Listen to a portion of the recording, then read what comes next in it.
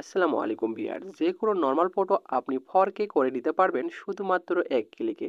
তো কিভাবে করবেন সে বিষয় নিয়ে থাকতেছে আজকের ভিডিওটি স্কিপ না করে সম্পূর্ণ ভিডিওটি দেখার জন্য এক ক্লিকে অনুরোধ রইল। এরকম করে ফটো এডিটিং করার জন্য আপনাদেরকে একটি অ্যাপ্লিকেশন প্রয়োজন হবে। এই জন্য আপনারা কি করবেন, আপনাদের ফোন থেকে সরাসরি চলে যাবেন আপনাদের প্লে স্টোরটি ওপেন করে নেওয়ার পর এখানে আপনারা দেখতে পারবেন উপরে সার্চ বক্স রয়েছে।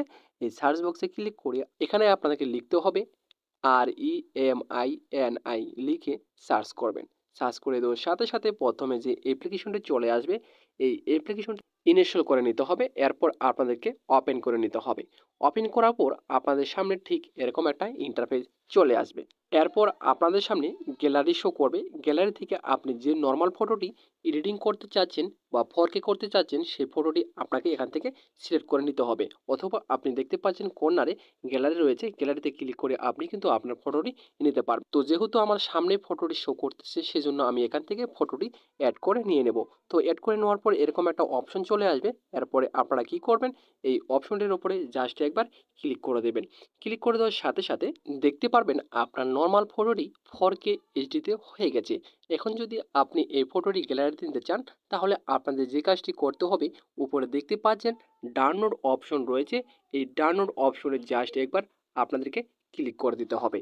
ক্লিক করে দেওয়ার সাথে সাথে উপরে দেখতে পারবেন ডাউনলোড অপশনে ক্লিক করে ডাউনলোড করে আপনি গ্যালারিতে নিয়ে নেবেন। এখন আমি আপনাদেরকে দেখিয়ে দিব যে আপনার ফটোটির ব্যাকগ্রাউন্ড কীভাবে কালার করবেন। এর জন্য আপনারা কী করবেন, আপনাদের ফোন থেকে লাইটরুম অ্যাপ্লিকেশনটি ওপেন করে ফটোটি অ্যাড করে নেবেন। এরপরে এখানে দেখতে পারবেন যে 3 ডট চিহ্নটি রয়েছে, এই 3 ডট চিহ্নটির ওপরে ক্লিক করে দেবেন। এরপরে দেখবেন এখানে ইফেক্ট নামের একটি অপশন রয়েছে, এখানে আপনারা জাস্ট একবার ক্লিক করে দিয়ে এটা উপরের অংশটুকু আপনারা এখানে 100% করে দেবেন। তারপরে এখানে আপনারা কি করবেন, উপরে দেখতে পারবেন কালার অপশন রয়েছে, এই কালার অপশনে জাস্ট একবার আপনাদেরকে ক্লিক করে দিতে হবে।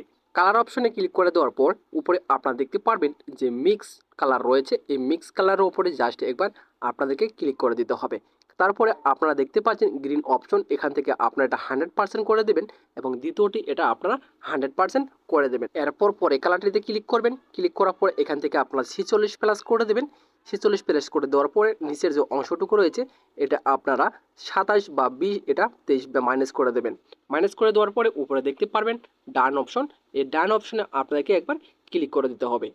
ডান অপশনে ক্লিক করে দেওয়ার পর ঠিক এরকম একটা ইন্টারফেস শো করবে। আপনারা 3 ডটে ক্লিক করে সেভ কপি টু ডিভাইসে ক্লিক করে আপনারা সেভ করে গ্যালারিতে নিতে পারবেন। তো মূলত এই ছিল আজকের ভিডিওটি যদি আপনাদের ভালো লেগে থাকে অবশ্যই পাশে থাকবেন। আবারও দেখাবে নতুন একটা ভিডিও নিয়ে। এতক্ষণ সাথে থাকার জন্য আপনাদেরকে ধন্যবাদ।